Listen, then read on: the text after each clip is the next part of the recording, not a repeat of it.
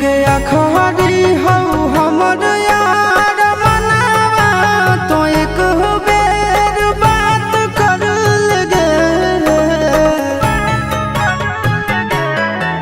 हगे अखबारी हो हमर यार मनावा तो एक बेर बात कर लगे।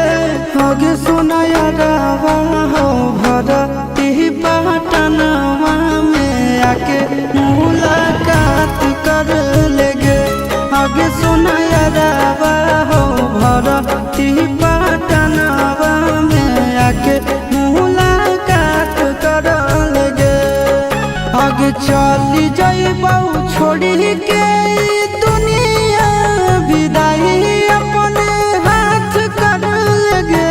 आगे सुना यारवा हो भरती पटनवा में आके मुलाकात कर लेगे। आगे सुना यारवा हो भरती पटनवा में आके मुलाकात कर लेगे।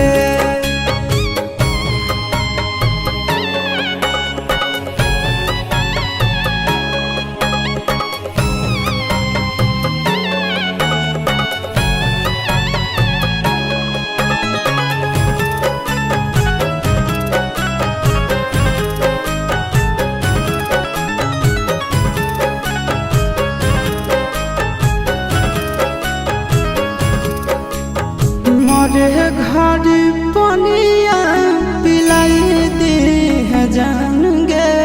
कफन ओढ़ाई दी है टूटत ही जब प्राण गे।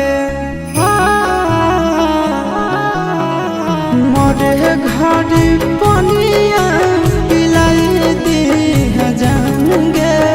कफन ओढ़ाई दी है टूटत ही जब प्राण गे।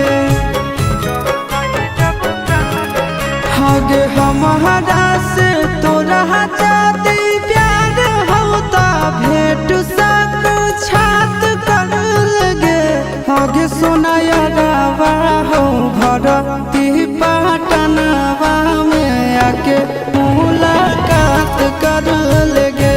हगे सोना यारवा हो भरती पटनवा में आके मुलाकात कर लेगे।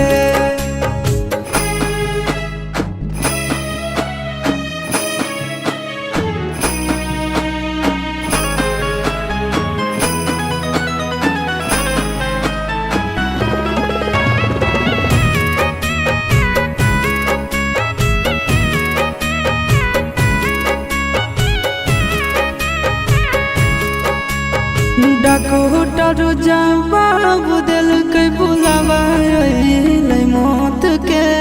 देखी के चेहरा जानू चल जाई है लौट के। डॉक्टर जवाब दिल के बुलावा मौत के। देखी के चेहरा जानू चल जाई है लौट के। आगे अमन आलम दिला आशीष नंदन से औरी बिसवा घात कर लगे। आगे सोना यारवा हो भरती पटनवा में आके मुलाकात कर लेगे। आगे सोना यारवा हो भरती